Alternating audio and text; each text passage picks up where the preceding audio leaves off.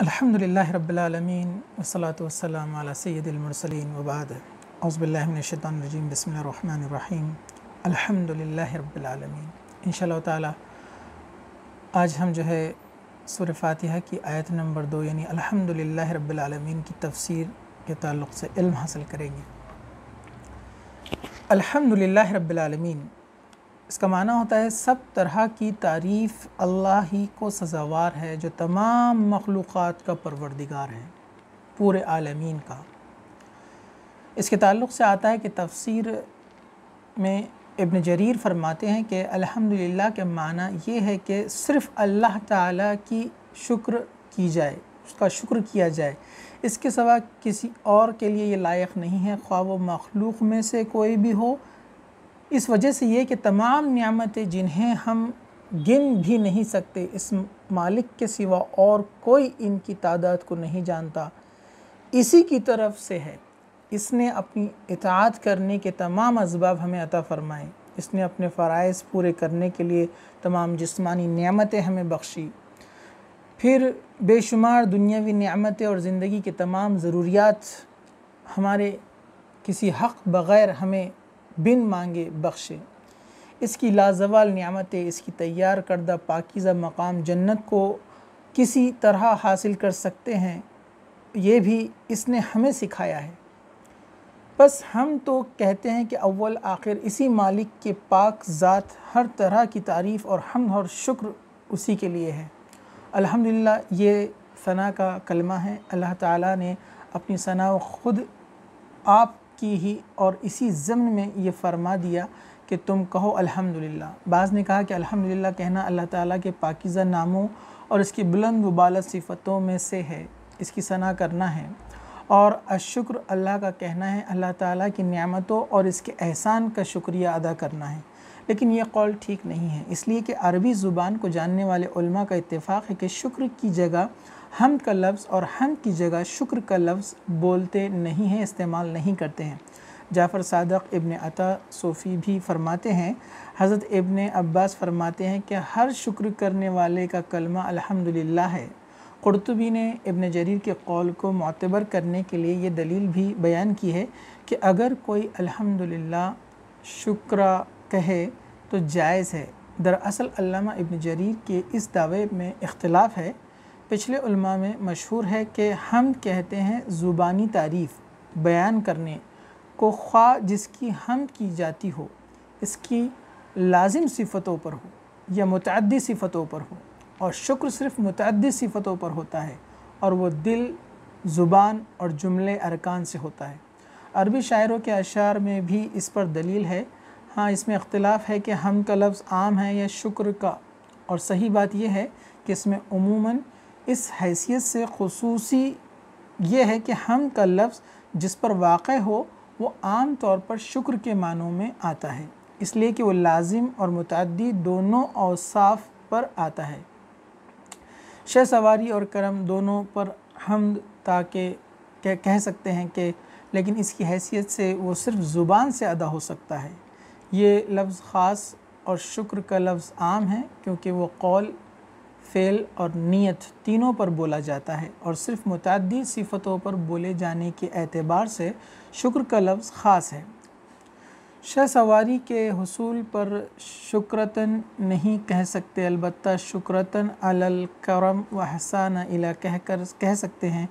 ये था ख़ुलासा मुताख़िरीन के कौल के महासिल, वल्लाहु आलम। अबू नसर इस्माइल बिन हम्माद जोहरी कहते हैं कि हम्द मुकाबिल है ज़म के, लिहाजा यूँ कहते हैं कि हमदत रजाल अहमद अहमदा व मोहम्मद फ़हुआ हमीद व महमूद तहमीद बिन हमद से ज़्यादा मुबालगा है। हम शुक्र से आम है, किसी मोहसिन की दी हुई नेमत पर इसकी सना करने को शुक्र कहते हैं। अरबी में शुक्रतन या शुक्रन ये दोनों तरह कहते हैं, लेकिन लाम के साथ कहना ज़्यादा फसी है। मदाह का लफ्ज़ हमसे भी ज़्यादा आम है, इसलिए कि ज़िंदा मुर्दा बल्कि जमादात पर भी मदाह का लफ्ज़ बोल सकते हैं। खाने और मकान की और ऐसी और चीज़ों की भी मदाह की जाती है एहसान से पहले। एहसान के बाद लाजिम सिफ़तों पर मुतअद्दिद सिफ़तों पर भी इसकी इतलाक़ हो सकता है, तो इसका आम होना साबित हुआ। वल्लाहु आलम। हम की तफसीर अक़वाल सलफ़ से है। हज़रत उमर ने एक मरतबा फ़रमाया कि सुबहानल्लाह और ला इलाहा इल्लल्लाह, और बाज़ रिवायतों में है कि अल्लाहु अकबर को तो हम जानते हैं, लेकिन ये अल्हम्दुलिल्लाह का मतलब क्या है। तो हज़रत अली रज़ियल्लाहु अन्हु ने जवाब दिया कि इस कलमे को अल्लाह ताला ने अपने लिए पसंद फ़रमाया है, और बाज़ रिवायतों में है कि इसका कहना अल्लाह को भला लगता है। इब्न अब्बास फ़रमाते हैं कि ये कलमा शुक्र है। इसके जवाब में अल्लाह ताला फ़रमाते हैं कि मेरे बंदे ने मेरा शुक्र किया। इस कलमे में शुक्र के अलावा इसकी निअमतों, हिदायतों और एहसान वग़ैरह का इक़रार भी है। काब अहबार का कौल है कि ये कलमा अल्लाह ताला के सना है।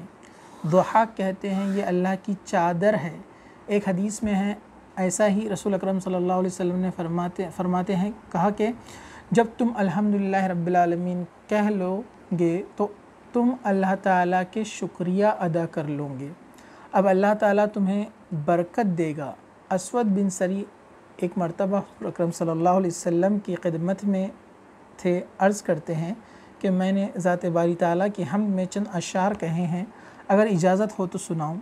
फ़रमाया अल्लाह ताला को अपनी हमद बहुत पसंद है। ये मस्नद अहमद और निसाई ने इसे रिवायत किया है। और इब्न माजा में हज़रत जाबिर बिन अब्दुल्ला रज़ियल्लाहु अन्हु से रिवायत है कि रसूल अकरम सल्लल्लाहु अलैहि वसल्लम ने फ़रमाया कि अफ़ज़लु ज़िक्र ला इलाहा इल्लल्लाह व अफ़ज़लु दुआ अल्हम्दुलिल्लाह। इमाम तिरमिज़ी ने इस हदीस को हसन गरीब कहा है। इब्न माजा की एक हदीस है जिस बंदे को अल्लाह ताला ने कोई नेमत दी और वो इस पर अल्हम्दुलिल्लाह कह दे तो नेमत ली हुई से अफजल हो गई। फरमाते कि अगर मेरी उम्मत में किसी को अल्लाह ताला तमाम दुनिया दे दे और वो अल्हम्दुलिल्लाह कहे तो ये कलमा सारी दुनिया से अफजल होगा।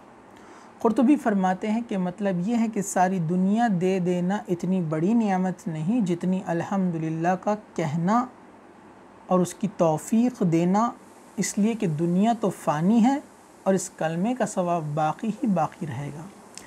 जैसे कि कुरान पाक में है अलमाल वल बनून, यानी माल और औलाद दुनिया की ज़ीनत है और नेक आमाल हमेशा बाकी रहने वाले हैं, सवाब वाले और नेक उम्मीद वाले।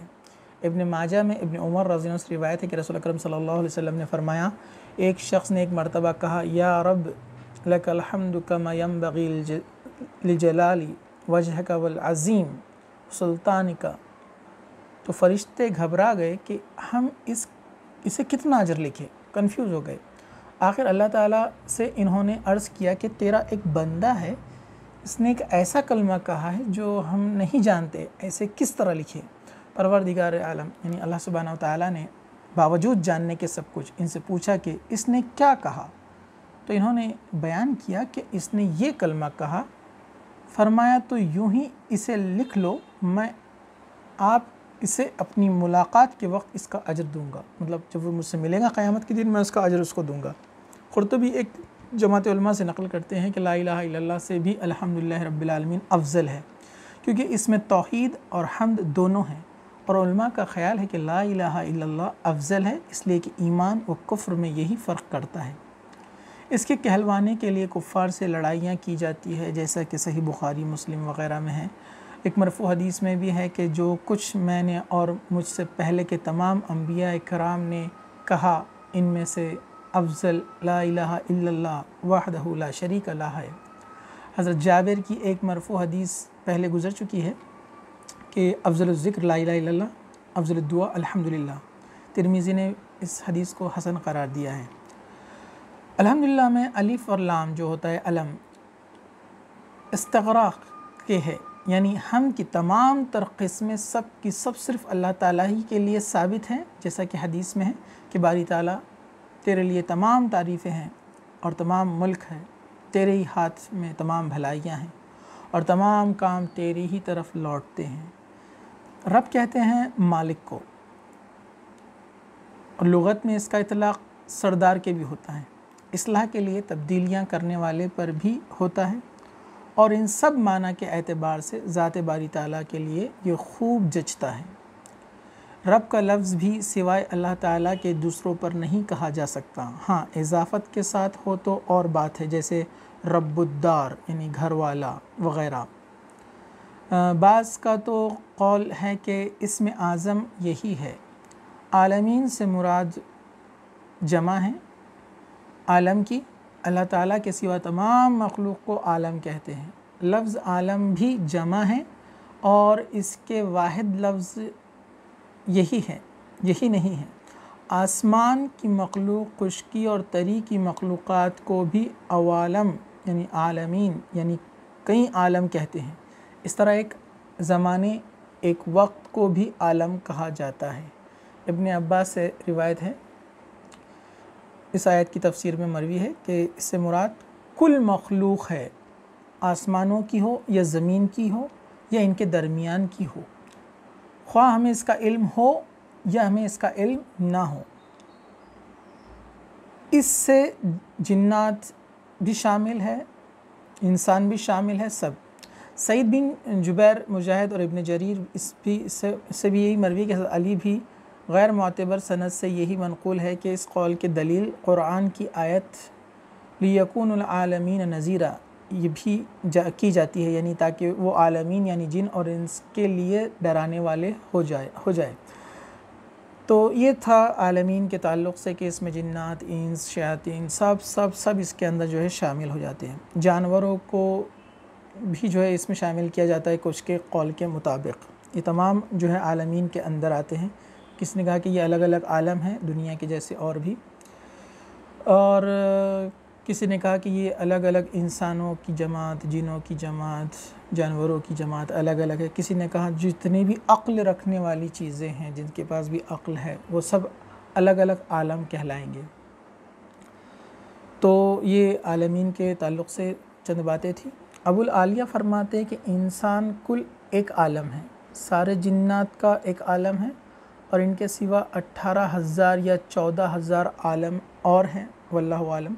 फरिश्ते ज़मीन पर हैं और ज़मीन के चारों कोने हैं, हर कोने में 3,500 आलमीन हैं जिन्हें अल्लाह ताला ने सिर्फ़ अपनी इबादत के लिए पैदा किया है। ये कौल बिल्कुल गरीब है और ऐसी बातें जब तक किसी सही है दलील से साबित ना हो मानने के काबिल नहीं होती हैं। जमीरी कहते हैं कि 1,000 उम्मतें हैं, 600 और हैं, 400 खुश्की में हैं। इसी तरह सईद बिन मुसैब से भी मरवी है कि एक ज़ईफ़ रिवायत है कि हज़रत उमर फ़ारूक की खिलाफत के ज़माने में 1 साल टिड्डियाँ ना नज़र आई, बल्कि तलाश करने के बावजूद पता न चला। आप गमगीन हो गए, यमन, शाम और इराक़ की तरफ सवार दौड़ाए कि कहीं भी टिड्डियाँ नज़र आती है या नहीं। तो यमन वाले सवार थोड़ी सी टिड्डियाँ लेकर आए और अमीरुल मोमिनीन के सामने पेश की। आपने इन्हें देखकर तकबीर फरमाई और कहा कि रसूल अकरम सल्लल्लाहु अलैहि वसल्लम से सुना है, आप फरमाते थे अल्लाह ताला ने 1,000 उम्मतें पैदा की हैं, जिनमें से 600 तरी में हैं, 400 खुश्की में हैं। इनमें से सबसे पहली जो उम्मत हलाक हो गई वो टिड्डियाँ होगी। बस इनकी हलाकत के बाद पे दर पे सब उम्मतें हलाक हो जाएंगी। जिस तरह की तस्बीह की धागे टूटते हैं, उसी तरह से एक के बाद एक मोती झड़ते जाते हैं। इस हदीस की रावी मोहम्मद बिन ईसा हलाली ज़ईफ़ है। सईद बिन मईब से भी ये कौल मरवी है। वहब बिन मुनब्बा फरमाते हैं 18,000 आलम हैं, दुनिया की सारी मखलूक़ इनमें से एक आलम है। हज़रत अबू सईद खुदरी रज़ियल्लाहु फरमाते हैं कि 40,000 आलम हैं, सारी दुनिया इनमें से एक आलम है। ज़जाज कहते हैं अल्लाह ताला ने दुनिया आखिरत में जो कुछ पैदा किया है वो सब आलम है। क़ुरतुबी कहते हैं कि ये कौल सही है इसलिए कि ये तमाम आलमीन पर मुश्तमिल लफ्ज़ है। जैसे फ़िरौन के इस सवाल के जवाब में रब्बुल आलमीन कौन है, मूसा अलैहिस्सलाम ने फरमाया था कि वो जो आसमानों और ज़मीनों का रब है और जो कुछ उसके दरमियान है वो उसका रब है। आलम का लफ्ज़ अलामत से मुश्तक़ है, इसलिए कि आलम यानी मखलूक़ अपनी पैदा करने वाले और बनाने वाले पर निशान और इसकी वहदानियत पर अलामत है। जैसे कि इब्न मुअतज़ शायर का कौल है, फ़ीमा अजाब कैफ़ा यासी इलल्लाह अम कैफ़ा यजहदु अलजाहद व फ़ी कुल्ल शैइन ला आयाता तदला अन वाहिद।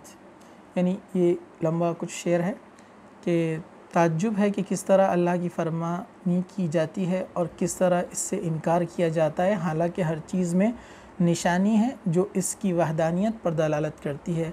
अल्हम्दुलिल्लाह के बाद इंशाअल्लाह ताला हम जो है अर्रहमान रहीम आयत नंबर 3 की तफसीर इंशाअल्लाह अगले दर्स में जो है पढ़ने की और उसको समझने की और उसके ताल्लुक़ से इल्म हासिल करने की कोशिश करेंगे। इस लेक्चर में बहुत सारे ऐसे अल्फाज थे जो गाड़ी उर्दू वाले थे। वक्त कोशिश की कि कम से कम वीडियो बनाया जाए, इसलिए मैंने उसकी वजाहत नहीं की और इसमें कुछ अल्फाज अदा करने में, जल्दी कहने में थोड़ी सी जो गलतियाँ हुई उसके लिए दरगुज़र करें। हम अल्लाह ताला से भी जो है इसके ताल्लुक़ से जो है माफ़ी मांगते हैं और आप भी जो है कोशिश करें कि शुरुआत में जो बातें आपके सामने आ रही हैं इसमें कुछ अगर कुछ गलतियाँ हो जाए तो उसे दरगुज़र करें। गलतियाँ जो होती है वो शयातीन की तरफ से होती हैं। अल्लाह ताला हम सब की, मेरी और आपकी इस्लाह फ़रमाएँ। आमीन। जज़ाकल्लाह खैर व आखिर दावाना अनिल हम्दुलिल्लाहि रब्बिल आलमीन।